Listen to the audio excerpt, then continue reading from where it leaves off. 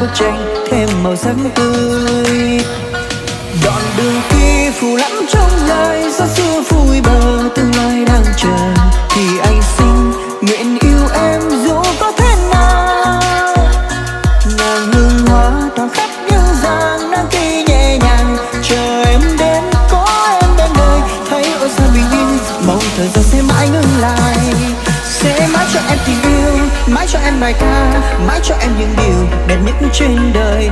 Ngàn vì sao sẽ minh chứng tình anh gửi em, mong đến khi ta gặp nhau những đêm hôn tặng em